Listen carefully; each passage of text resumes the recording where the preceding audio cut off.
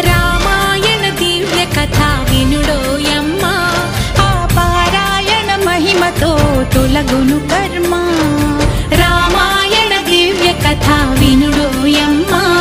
ఆ పారాయణ మహిమతో తొలగును కర్మ రామ రామ శ్రీరామ రామ రామ రామ హరే రామ రామ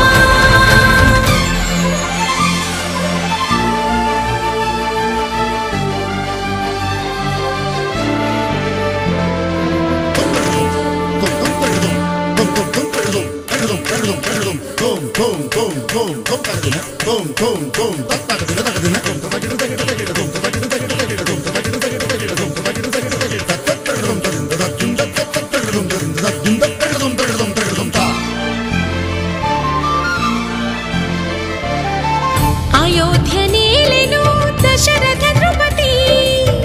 కౌసల్య సుమిత్ర కైకేయీపతి అతనికి ఎంతకీ లేక సంతతి పుత్ర కామేష్టినే జరిపే భూపతి శ్రీరామ జననం భరత లక్ష్మణ శత్రుఘ్నులను జులు కాగా రామచరిత మొదలాయే రసభరితముగా రామ రామ శ్రీరామ రామ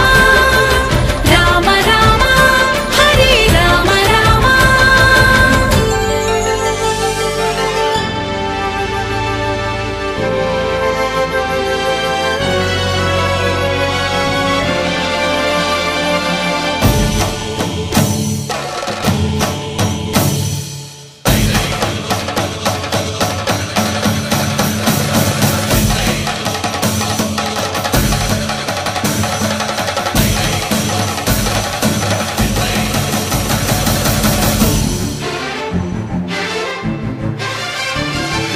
తరలాడే కానలకి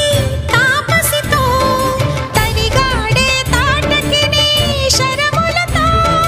యాగాలే కాచి విల్లు విడుపులతో అస్త్రాలే పొందే గురుని అనుమతితో శ్రీరామ చరణం తగిలినది తడవుగా శిల చిగురించి శిల అహల్యగా మారి శిరసును వంచే రామ రామ శ్రీరామ రామ రామ రామ హరే రామ రామ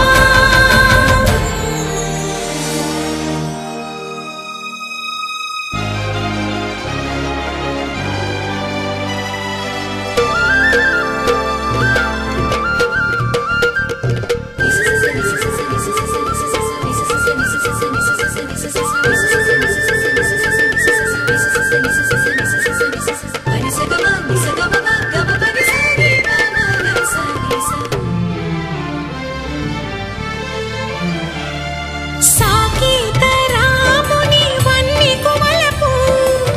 స్వయంవరానికి అందెను పిలుపు ముని కను సన్నలి కథకొక మలుపు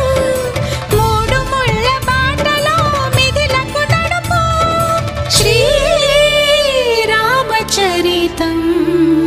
మాధవుడే మానవుడై ధరణి చరించి